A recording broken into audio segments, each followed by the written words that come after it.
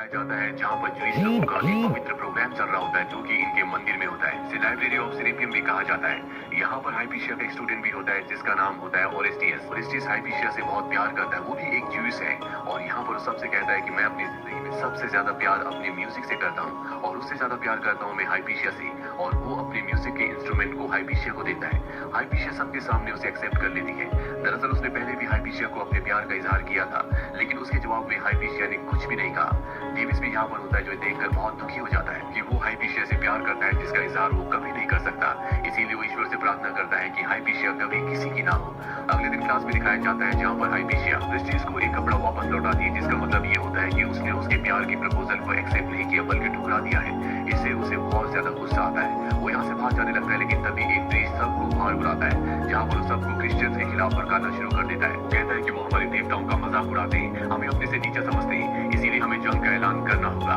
और ये सब कुछ हाइपीशिया के पिता की मर्जी से हो रहा होता है। हाइपीशिया अपने पिता को समझाने की कोशिश भी करती है, लेकिन उसके पिता नहीं मानते और इस सब में हाइपीशिया के पिता के साथ ओरेस्टियस भी शामिल होता है। इसके बाद अलेक्जेंड्रिया में पेगन यानी कि ज्यूज के बीच में और क्रिश्चियंस के बीच में लड़ाई झगड़ा होना शुरू हो जाता है, जिसमें कई लोग मारे जाते हैं। लेकिन यहाँ पर क्रिश्चियंस की बहुत ज्यादा तादाद है, इसीलिए ज्यूस लोग हारने लगते हैं और हाइपीशिया के पिता अपने लोगों के साथ अपने पवित्र स्थान पर, जिसे लाइब्रेरी ऑफ सेरेपियम कहा जाता है, उन सब की जान बचाने के लिए वहाँ पर आसरा लेते हैं। यहाँ डेविस भी होता है, क्योंकि डेविस एक गुलाम है इसीलिए उसे उनके साथ रहना होगा। हालांकि वो ज्यूइश नहीं बल्कि क्रिश्चियन है।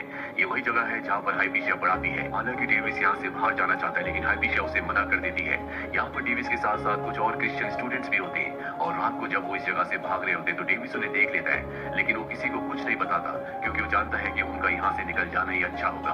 कई महीने बीत जाते हैं, जिसके बाद इनका धीरे धीरे खाना खत्म होना शुरू हो जाता है, जिससे यहाँ पर सबको परेशानी टेंशन होना शुरू हो जाती है क्योंकि यहाँ से ना तो कोई बाहर जा सकता है और ना ही बाहर से किसी को अंदर आने की इजाजत है। एक रात को डेविस चुपचाप यहाँ से निकल जाता है। दरअसल अब ये पूरा का पूरा शहर एक तरह से दो अलग अलग हिस्सों में बढ़ चुका है, यानी कि दो अलग ग्रुप्स में, क्रिश्चियंस और ज्यूइश के।